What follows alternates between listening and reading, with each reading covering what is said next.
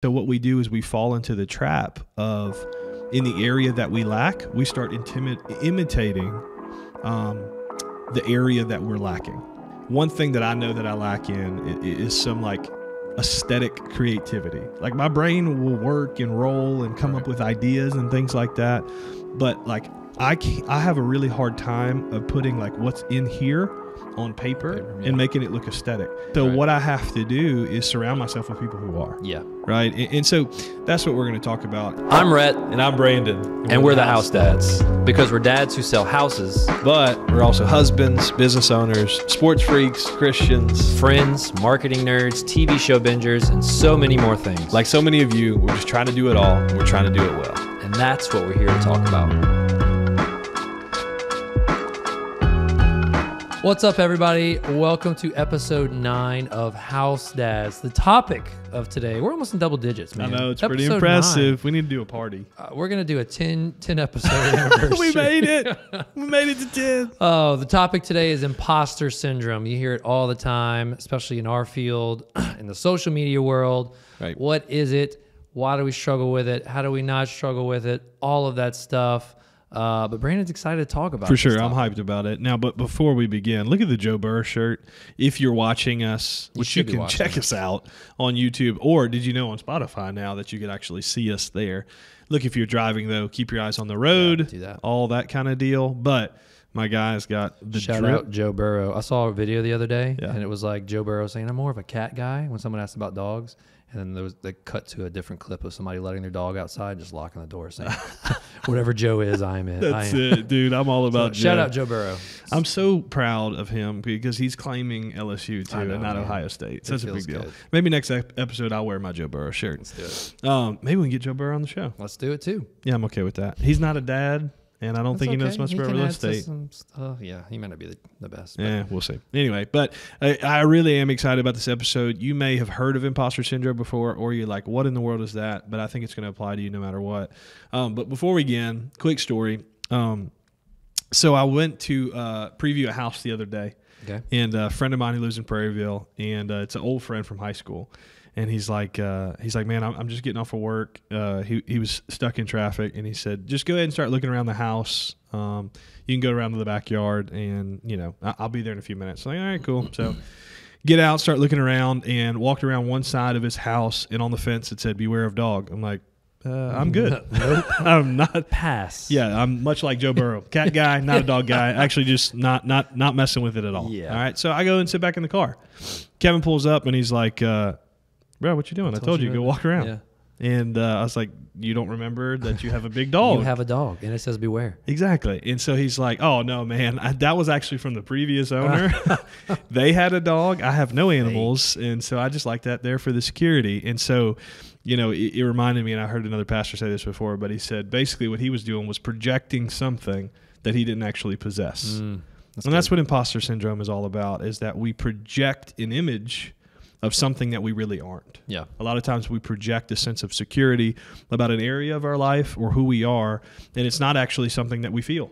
Is there somebody that you look up to that you kind of model areas of your business, areas of your life after? Yeah, I kind of have like a variety of people, not just one person. Yeah. But of course, my dad is one. Right. He kind of got me into the business, and I love marketing. So if you were in real estate and you don't follow Ryan Serhant, you absolutely should. But man, he does some like incredible marketing things. Right. So I like to kind of get vision from other people or like ideas and inspiration. And of course, there's other team leaders all across the nation that I'm just like, man, I would love to get to that point at some day. So yeah, there's a variety of people. Same, for sure. And there's nothing wrong with modeling yourself and like, oh, you know what, I really like what they do. And so you follow that approach and whatnot. But the question we want to ask yourself today is, how secure are you? And like when you think about yourself, how secure are you in yourself? Right. So it's a big question, and I think it's something that we're going to be probably asking ourselves as we study this and go through it together. But I love it. I'm excited. Cool. Well, some of the facts, the first fact, I love like when Rhett starts with the facts, he's got like 2 pages. I have one. So the fact today, is that 70% of Americans deal with imposter syndrome. And again, you're like, I don't know what that is, so I don't know if I deal with it. Well, here you go. Yeah, what's the definition? What the imposter syndrome, just like Webster definition means, it's defined as somebody who's trying to act like or trying to project a life that is not who they really are. Okay. And the second part of that is they live with a fear that people will discover who they really are. Oof. So it's this balancing act, and it's really twofold. Like there's one side of it that it's this image that we know who we are, and we're trying to conceal it, and we're trying to hide it. Yeah. And then the other fold of it is that there's an image of ourselves that we want to portray that we really aren't. So there's two sides of this coin.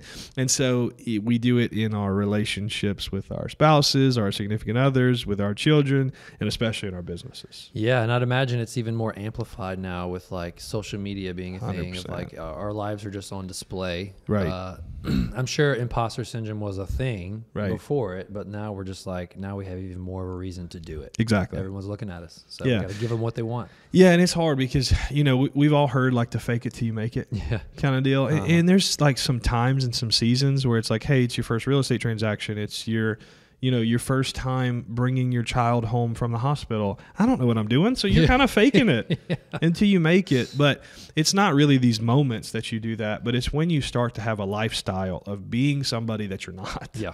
Right? That's when you really face the imposter syndrome. And I heard this quote, and I think it's so important when we're talking about imposter syndrome. It's by Chad Veach. He said, leadership is knowing the inner scoreboard is better than the outer scoreboard. Wow. So what that means is like we are so obsessed, all of us, with results. Yeah. Right? Like the things that we can see, the things that we can measure. But it's important, Yeah. right? But it's not the end all be all. Like for us, it's easy for our real estate businesses to be totally consumed with how many houses we sell, how much money we Right. make, how many people we help. Right. But at the same time, like that's not the end all be all, No. right? The inner scoreboard's more important than the outer scoreboard. And in our marriages and in our parenting and all those different things, we can say, okay, we got a successful marriage because of this. Right. We have successful children because they're doing great in school and they don't have any behavior problems.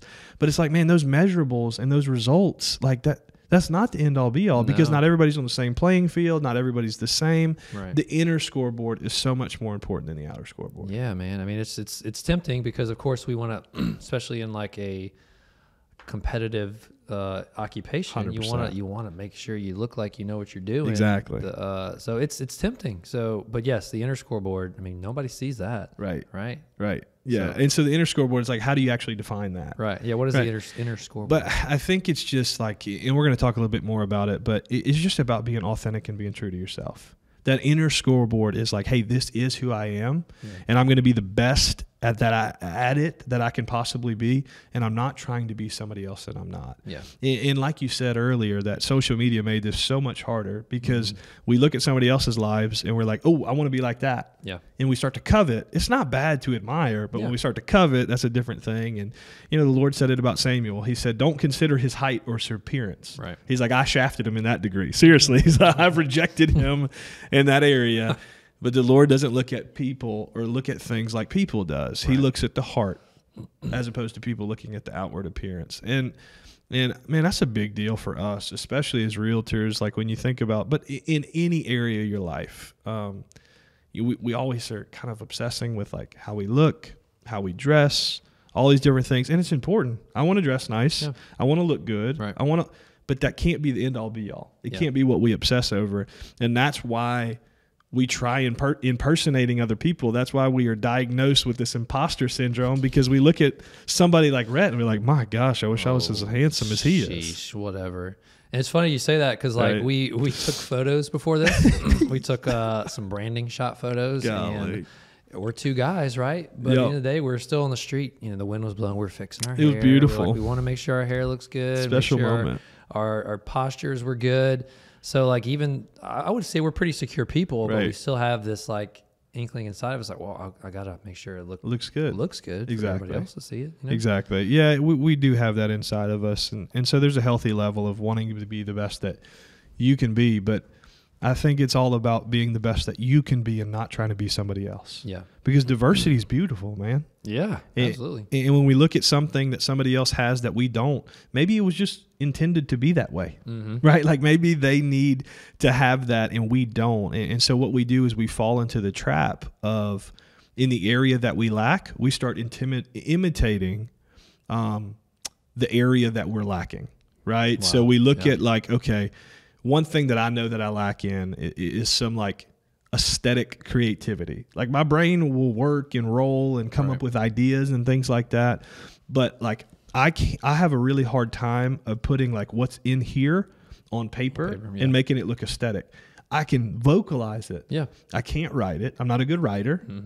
And I'm not a good creator when it comes to visual. What are you good at then, man? Not much, right? But I'm not good at the visual. And so what I have to do is surround myself with people who are. Yeah. Right. And so that's what we're going to talk about, you know, but the important thing is with the imposter syndrome is the reason why this is so important is if you want people to commit to you, they need consistency and transparency. Yeah. And even the word authentic, I mean, you hear that. That's a pretty relative term too, because people try to provide or try to portray authenticity. That's an imposter syndrome. Like, well, this is just the real. No, it's not the real you. You're trying to be authentic, but so you even have to be careful with saying like I'm authentic and I'm this and that, but it's fake authenticity is a real thing. It goes so deep, man. So. Yeah. Fake authenticity is a real thing. And I think integrity, it's the old saying, it's like you are who you are in the room and when you leave the room, right? Like it's just the same. You are who you are no matter what scenario or what situation that you're in. But people are going to commit to buy from you, to follow you, or to really like you and to love you and to trust you because you are authentic. I think that's why you've been so successful is because you are authentic. And so when we start thinking about like, what do we do with that? If we're struggling with imposter syndrome, if we're struggling with trying to project something that we don't necessarily possess, what do we do? And the first thing is you have to grab hold of a vision for your life. Yeah. I think that this is the clearest picture of the first step that we have to take to be able to not try and be somebody that we aren't. Is that if you don't have a clear vision and a picture for your life, then all you can do is just imitate other people. See, vision leads to innovation, and a lack of vision leads to imitation. Oof. Yeah. Say it again. That's so vision, I'm gonna mess it up this time, but vision leads to innovation and a lack of vision leads to imitation. Love it. It's so easy for me to look at Rhett's business. It's so easy to look at other people who are doing similar things to me and be like, my gosh, that was awesome. Yeah. And so I'm just gonna imitate that and just do the same thing. And I texted you about something yesterday that I'm like, hey, I love that. I'm going to do that exact same thing. Is that cool? And you're like, yeah, absolutely. But I'm not trying to be somebody that I'm not. Yeah. Like you are so good at your visuals and you're so good at creativity in your media and everything that you do. And that's not me. There's certain things that I'm good at and there's certain things that I'm not good at. So vision allows me to innovate in my own way. Yeah. Vision allows me to create what I want my life, my business, my family, my marriage to look like. And so I think practically speaking, what we have to do is write down what your ideal day, what your ideal week, what your ideal life looks like. Like write down and start to visualize some things like, what do you want your marriage to look like? What do you want your life to look like? What do you want your business to look like? What do you want your friendships to look like? And you say, okay, well, this is the vision that I have for my life. And then you start to create it. Absolutely. And if you're wondering the importance of this, Brandon has this in all caps written 3 times, vision, vision, vision on our sheet. 3 times? 3 times. But yeah, so like you say, it's important to have the vision for all areas of your life, but it's very important too to be crystal clear with your vision, right? Don't just have, I mean, using a pretty corny analogy, but like, if your vision and when you're driving while it's raining is like really just blurred, you can't see much. You can see vision, but you can't see very far. But you know, turn those windshield wipers on, get crystal clear vision. You can see further ahead. So have a crystal clear vision. Write them down. We've talked about this in a prior episode. If you want to get a vision board, go get a vision board. Do it, whatever you need. Just have the vision. Otherwise, you're right. You're just going to be copying people, imitating people. So make it clear, make it concise.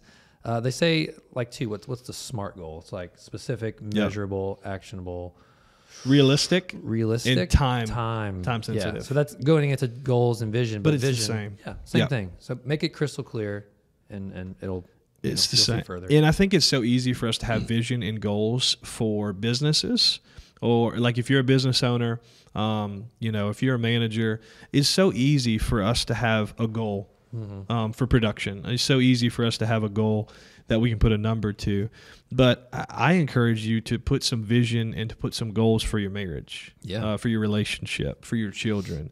And it's not like, man, I just want Max to get straight A's, right? Like it's not like a production goal for them, right. But it's like, hey, I'm going to make a goal and I'm going to create a vision where I'm going to have family movie night every single night this month, right? Or every single night this month. Every single night, like once a week this month. Like whatever it is, like make a vision that you want to see happen, and that's going to lead to actionable change. And what you're doing is you're not just imitating what other people are doing, you are creating, right? Yeah. So that means that basically it's not happening by default. You're not just following what everything's happening around you. It's happening by design. You're creating. Absolutely. And if you want extra credit, you can do a 3-year vision, 5-year vision, 10-year vision. That's where it starts to get crazy. Oof, yeah. But if you have it, it's good to set it because that's what you're going to try to achieve every single day. 100%. Right? 100%. And it adjusts and it changes. Yeah. I mean, and I have a hard time looking that far ahead. I do too. But, keeping the vision, at least even for the next month, 2 months, 3 months to a year, that's going to help you focus on what you need to focus on. Absolutely. And speaking of focusing, after vision, the second thing that's most important is to focus on what you're good at. Yeah. I kind of mentioned this in the areas that I'm weak. It's so easy for us to be like, just improve your weaknesses, improve your weaknesses, improve your weaknesses. Like, yes, I want to get better at graphic design for my for my post, and I want to get better at aesthetically coming up with stories and things like that. But is it going to be more beneficial for me to improve the areas that I'm weak in, or is it going to be more beneficial for me to get really good and get better at the areas that I'm strong in, and then to partner with people and to not covet what other people are doing better than me, but to partner with them, delegate those tasks to them, and surround myself in that way. That goes back to your diversity comment. Like, I mean, people are so diverse. They have different skills, different sets. I mean, some people are the arms, some people are the legs, some people are the head. And you bring it all together, you make a body. Right. It's, it goes into the leveraging conversation business-wise of, getting people to do the things that you are not good at so you can grow. And that is leverage. That is leverage. Yeah, we just had a big student conference here at the church last week, and I had kind of a vision, I had an idea of what I wanted it to be, and like our mission statement and like our passion for putting together this conference. And I've got 2 or 3 people that are young Gen Zers, and so they're so creative, and like they can take the vision that I speak and just run with it. Yeah. And so like I was sitting there on the Friday night when the conference started, and I'm like, I could have never imagined it looked like this. I could have never imagined it be these colors and this theme and all this different stuff. But I realized what I was good at, and I realized what I'm not. And I was like, hey, y'all, this is what I've got. This is what you got. And then they rocked and roll with it. But you cannot do that if you're insecure. Oh, yeah. Golly. Can't do much when you're insecure. No, exactly. And so that's the issue is like, when we try and imposter or we try and impersonate somebody else, we do that because we're insecure and we're like, oh, we're bad in that area, so we need to overcompensate in that area and try and pretend to be somebody that we're not. And what ends up happening is we actually give a half-hearted effort, and we don't really give the best product possible or the best service possible because we're trying to be somebody we're not. And that's what Andy Stanley says it like this. He says that his fully exploited strengths were a far greater benefit than marginally improved weaknesses. Ooh. So I want to ask yourself, are you spending too much time on your weaknesses? That's an interesting question. Yeah. Like, are you trying to improve things that are going to only marginally get better because you're just not that good at them? Like, you have to ask yourself, am I really good at this? Am I naturally good at this? Now, we want to improve our weaknesses, but are we actually spending too much time trying to improve that weakness, even though if we got this scale of 10, we're going to take that thing that's a 2 to maybe a 3 or a 4, right? Or as opposed to that thing that you're already naturally good at, that's an 8. Man, make that thing a 10. Yeah, absolutely. And I think it goes to it's a weird balance because like you want to get better at things, for right? Sure. And so there has to be a level of awareness for you to say, look, this is not my wheelhouse. Kicking it to somebody who does. And I think pride has a lot to do with that too. Yeah, for sure. You mentioned insecurity, but I think there's pride as well where people are like, I can do it all myself. There was a time in my business where I was doing so much and I was doing it by myself. I didn't have any help. Yeah. And it just kind of hit me. I was like, these things that I'm doing that like in the afternoon that are keeping me from getting home, I can delegate that to somebody That's good. that's easily able to be handed off. Right. I mean, and for an example, we're not necessarily bad at this, but like in our family, grocery shopping oftentimes takes a lot of time. Right. A lot of just, especially with kids, going to the grocery store is not the most fun thing. Right. We do Instacart so much. Us too. Golly, man. I get home and there's groceries on. It's so the awesome. Target lady's popping up all the time. They're at the just house. popping up, putting Yes. the groceries on our front step. And like that allows us to spend more time Right. with family. And that may not be exactly what you're referring to, no, but I agree. you know, it's something that we're able to give to somebody else to focus on what we want to. Maybe not that we're strongest at, but that we want to do more of. That's right. Yeah, I mean, if you feel like, you know, organization is where you're lacking, right? Obviously, improve your organization. Yeah. But surround yourself with somebody who's really, really good at organization. Learn from them and say, hey, maybe that's somebody that you can employ. Maybe that's somebody that you can delegate some of your organizational task to. Right. Find where your weaknesses lie, and instead of saying, oh, well, I just need to get better here because I want to be like them, Right. like, lean on them. You know, that's what community's for. That's why I'm so thankful for this. When we started getting together and talking about how we were going to do this, I'm like, Red, if you put me behind a mic, you may have to tell me when to stop, right? Like, because we'll talk for days, but when it comes to posting and organization and things like that, that's where I'm going to have to lean on you. Yeah. And if you give me too much time to think about marketing, I'll spend a month trying to think of the perfect strategy and this and that. You're like, Rhett, just do it. Yep. And when you send it to me, I'm like, looks good. Let's go. I'm like, wait, you sure you want to tweak this 100%? A little bit? Let's go. Yeah, Let's go. It was a good compliment. The last thing is to stop comparing. Oof. Yeah, it's a big one. And it's not like it's novel and it's not a new idea. And we've been talking about it all the way through. But don't covet somebody else that's something that somebody else has. Like, be confident with who you are, right? Like, you are exactly who you need to be able to accomplish what you want to accomplish. It's another word for comparing the people, or not another word for it, but like what somebody can do instead of compare. What do you mean, in a positive or negative? Yeah, positive. Like, instead of looking at them and saying, I want what they have. Like, is it like? I think admiring. Admiring, yeah. Admiring. And you can only admire and be happy. There's a meme going around right now that it's like, imagine not being able to celebrate your friend's successes. And people are sharing that like, yeah, imagine. And I can't imagine how many of them actually always are celebrating their friend's successes. Because it's easy to look at somebody else succeed and you're like, well, crap. Wish that was me, or I wish I had that, or I wish I could do that, or I wish I could. Now, some people genuinely and truly, and I try to, but there are areas in my life where I'm like, man, look at them, you know, but I have to always remind myself that it's not healthy to compare, and it's so much better to admire. And I'll tell you this, you know, if you're a leader, if you have influence, and you do, you know, you wouldn't be watching this if you weren't, honestly, if you weren't trying to better yourself. At the very least, you're leading your own life. But the quickest way to lose influence is to not be aware of it. Yeah. Or to downplay it. Right? Like, you think, oh, well, I don't have any influence on anybody. I don't have any anything that's really meaningful or impactful. Then guess what? You're exactly right. Yeah. You keep saying that, then you're going to lose your influence, right? Yeah, even if it's just one person, like, you still have influence. Don't downplay it. Don't think that it's less than somebody else's just because you're comparing the numbers of your team or your organization to somebody else's, or if you're comparing your family to somebody else's. Don't downplay what you've been given, because the easiest way to lose something, like we've said before, is to take it for granted. So stop comparing. Absolutely. We had our company awards banquet the other night. Yeah, that's tough. Man, they definitely do a good job of making sure everybody leaves with something. Good. But, you know, some people are walking out with 3 trophies, or participation 4, trophies, or 1 trophy. Yeah. But it's like, that's so easy to get caught up in the, man, I wish I was out walking out with 3 trophies. At the end of the day, like, they're trophies. What are you going to do with them? It's a new year, new goals. We're going to put them on our shelf like this. But it's so easy to get caught up on that. And again, the social media realm, like, I feel like we're going to have a whole different episode on social media. I think we have to. But how easy is it to get caught up in the followers, the likes? Right. It's just, it's a very, very slippery slope, but just don't do it. Yeah, 100%. Easy enough. Don't do it. Yeah, there you go. That's to wrap up the imposter syndrome episode. Just don't have it. Yeah. Just don't do it. Just don't be it. We could have saved you 23 minutes and 32 seconds. No, but anything else? No, that's good, man. I think everyone in some form, probably, you know, you gave the stats, 70% of people.